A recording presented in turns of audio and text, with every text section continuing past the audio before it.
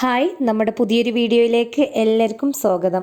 ഈശ്വരൻ എല്ലാവർക്കും സമയം തുല്യമായിട്ടാണ് നൽകിയിരിക്കുന്നത്. എല്ലാവർക്കും ഒരു മിനിറ്റിൽ 60 സെക്കൻഡും ഒരു മണിക്കൂറിൽ 60 മിനിറ്റും ഒരു ദിവസത്തിൽ 24 മണിക്കൂറും കിട്ടും. എന്നിട്ടും ചിലർ എന്തുകൊണ്ടാണ് തന്റെ സഹപ്രവർത്തകരെക്കാൾ കൂടുതൽ ജോലി ഒരു ദിവസം ചെയ്യുന്നത്? ഫലപ്രദമായി സമയം കൈകാര്യം ചെയ്യുന്നു എന്നതാണ് ഇതിനു പിന്നിലെ രഹസ്യം. താഴെ പറയുന്ന ചോദ്യങ്ങൾ ശ്രദ്ധിക്കുക. ചെയ്യുമെന്ന് സമ്മതിച്ച കാര്യങ്ങൾ ചെയ്യാൻ നിങ്ങൾ മറന്നു പോകാറുണ്ടോ?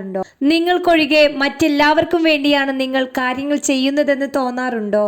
രാവിലെ ഉറക്കമുണരുമ്പോൾ ക്ഷീണിതനായി തോന്നാറുണ്ടോ? മറ്റുള്ളവരോട് ആവശ്യപ്പെടുന്നതിനേക്കാൾ കാര്യങ്ങൾ സ്വയം ചെയ്യുന്നതാണ് എളുപ്പമെന്നതുകൊണ്ട് എല്ലാ കാര്യങ്ങളും സ്വയം ചെയ്യാൻ നിങ്ങൾ ശ്രമിക്കാറുണ്ടോ? ചിന്തിക്കാൻ പോലും സമയമില്ല എന്ന് നിങ്ങൾക്ക് മിക്കവാറും തോന്നാറുണ്ടോ? 3 അതിൽ കൂടുതലോ ചോദ്യങ്ങൾക്ക് അതെ എന്നാണ് ഉത്തരമെങ്കിൽ സമയം കൈകാര്യം ചെയ്യുന്നതിൽ നിങ്ങൾ കുറെ കൂടി മെച്ചപ്പെടുത്താനുണ്ട്. നിങ്ങളെയും മറ്റുള്ളവരെയും നിരീക്ഷിക്കാൻ പഠിക്കുക. നിങ്ങളിപ്പോൾ സമയം ചെലവഴിക്കുന്ന വഴികൾ നിരീക്ഷിക്കുക.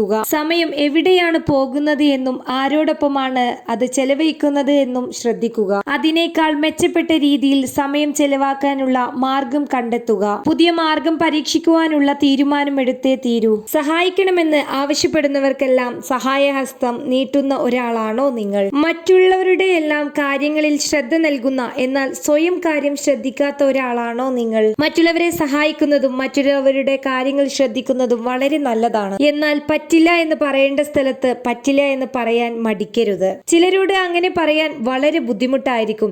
എന്നാൽ പറ്റില്ല എന്ന് പറയുന്നത് കൊണ്ട് ഒട്ടേറെ മെച്ചങ്ങളുണ്ട്. ഓരോ ജോലി ഏറ്റെടുക്കുമ്പോഴും സ്വയം ഇങ്ങനെ ചോദിക്കുക: ഈ ജോലി ചെയ്യുന്നതിലൂടെ ഞാൻ എന്റെ സമയം ഏറ്റവും ഫലപ്രദമായാണോ ഉപയോഗിക്കുന്നത്? കുറഞ്ഞ ബാധ്യത ഏറ്റെടുക്കുക, കൂടുതൽ ഫലം നൽകുക.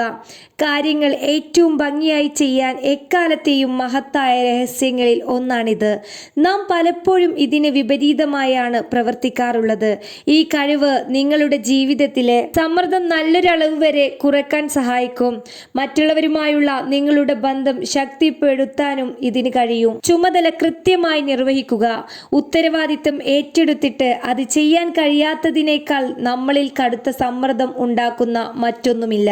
അത് നിങ്ങളുടെ വാടകയോ നിങ്ങളുടെ ഉപഭോക്താവിനോ സഹപ്രവർത്തകനോ നൽകിയ വാഗ്ദാനമോ എന്തുമാകട്ടെ, സമയത്ത് നൽകാനും പൂർത്തിയാക്കാനും കഴിഞ്ഞില്ല എങ്കിൽ നിങ്ങളിൽ അത് കടുത്ത സമ്മർദ്ദം സൃഷ്ടിക്കും. നിങ്ങളുടെ കടപ്പാട്, ബാധ്യത, ഉത്തരവാദിത്വം എന്നിവയുടെ ഒരു പട്ടികയുണ്ടാക്കി മുൻഗണന നൽകുക. പരിശീലകനെ കണ്ടെത്തുക. ലോക പ്രശസ്ത ബാസ്കറ്റ്ബോൾ താരമായ മൈക്കൽ ജോർദാന് പോലും ഒരു പരിശീലകന്റെ സേവനം ആവശ്യമാണ്. ജീവിതത്തിൽ വിജയിക്കാൻ ആവശ്യമായ കഴിവ് നമ്മെ പഠിപ്പിക്കാനും മാർഗനിർദ്ദേശം നൽകാനും ഒരു സമ്പൂർണ്ണ സഹായിയെ നമുക്ക് ആവശ്യമാണ്.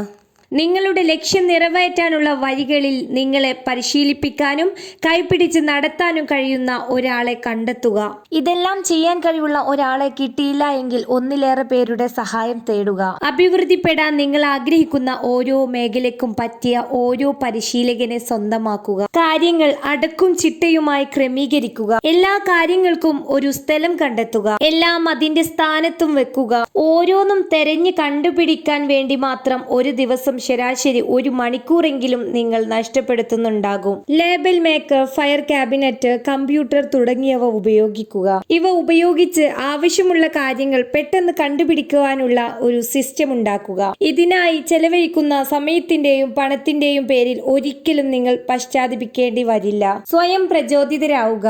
എല്ലാവരും വ്യത്യസ്തമായാണ് പ്രചോദിപ്പിക്കപ്പെടുന്നത്. എന്താണ് നിങ്ങളെ പ്രചോദിപ്പിക്കുന്നതെന്ന് കണ്ടെത്തി അതിനെ ഉപയോഗിക്കുക. നിങ്ങൾ പോസിറ്റീവായ മനോഭാവത്തിലായിരിക്കുമ്പോൾ നിങ്ങൾക്ക് കൂടുതൽ ചെയ്യാൻ കഴിയും. ദിവസവും പോസിറ്റീവായ കാര്യങ്ങൾ കേൾക്കുന്നതും പുസ്തകങ്ങൾ വായിക്കുകയും ചെയ്യുന്നത് നല്ലതാണ്. ഇതിനായി ചെലവഴിക്കുന്ന പണം ഒരിക്കലും ഒരു ചെലവായി കാണേണ്ട.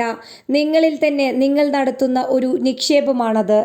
ദിവസവും 15 മിനിറ്റ് ആസൂത്രണത്തിന് ചെലവഴിക്കുക. സമയം ഫലപ്രദമായി ഉപയോഗിക്കാൻ ഏറ്റവും നല്ല വഴി സമയത്തെ ആസൂത്രണം ചെയ്യുകയും ഗണനകൾ നിശ്ചയിക്കുകയും ചെയ്യുന്നതാണ്. കമ്പ്യൂട്ടർ കാര്യക്ഷമമായി ഉപയോഗിക്കുക. ഓരോ ദിവസവും കമ്പ്യൂട്ടറിന് മുന്നിൽ നാം ചെലവഴിക്കുന്ന സമയം കൂടി വരികയാണ്. കമ്പ്യൂട്ടർ കൈകാര്യം ചെയ്യാനുള്ള കഴിവ് കൂടുതൽ ഫലപ്രദമായി പ്രവർത്തിക്കാനുള്ള നമ്മുടെ കഴിവിനെയും സ്വാധീനിക്കും. ടൈപ്പ് ചെയ്യാനുള്ള വേഗത വർദ്ധിപ്പിക്കുകയും കീബോർഡ് ഷോർട്ട് കട്ട് പഠിക്കുകയും ചെയ്താൽ എല്ലാ ദിവസവും സമയം ലാഭിക്കാം. ടൈം മാനേജ്മെന്റിന്റെ ഏറ്റവും വലിയ രഹസ്യം ഏറ്റവും കുറഞ്ഞ സമയം കൊണ്ട് ഏറ്റവും കൂടുതൽ എങ്ങനെ ചെയ്യാമെന്നതാണ്. താങ്ക്